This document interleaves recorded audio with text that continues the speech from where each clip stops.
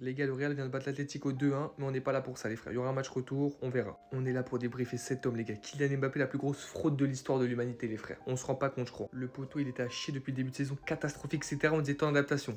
Il a mis 2 buts contre Iron, un but contre Etafé. On a dit, putain, il est là, les gars, il est de retour.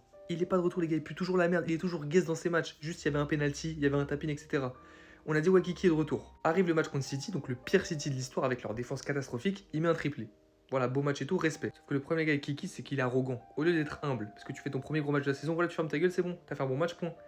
Les gars, il a déclaré, phase d'adaptation finie, il est temps que je décide des matchs. Il a déclaré ça juste après City, les frères. Zerma, c'est lui qui décide des matchs. Alors qu'il pue sa mère, frère. Il pue sa mère. Il sert à rien, il est devant, on le voit pas du match. Dès qu'on le voit, il rate sa passe, il rate tout, il se place mal, il rate des occasions, il est nul, inexistant, il ne sert à rien dans l'attaque, les gars. Pour moi, c'est le joueur le plus inutile de l'attaque.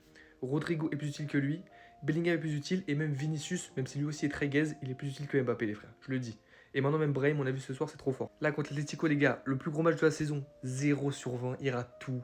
On le voit même pas du match, on sait même pas s'il joue, dès qu'on le voit, il rate. Les gars, ce joueur est cataclysmique. Encore une fois, les gars, merci à Messi et l'Argentine d'avoir sauvé le football, parce que si ce mec aurait eu 2 Coupes du Monde, il aurait eu le Ballon d'Or et tout. Les gars, on connaît les mecs sur Twitter, ils auraient dit, lui, c'est dans le débat du GOAT, 2 Coupes du Monde, un Ballon d'Or.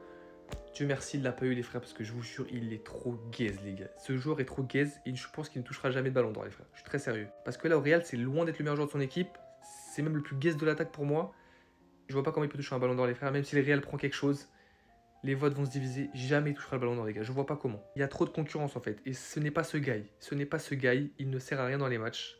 Kiki, t'es gaze. Je te le dis. En plus, t'es arrogant. Tu peux être gaze et humble, mais t'es gaze et arrogant. C'est trop.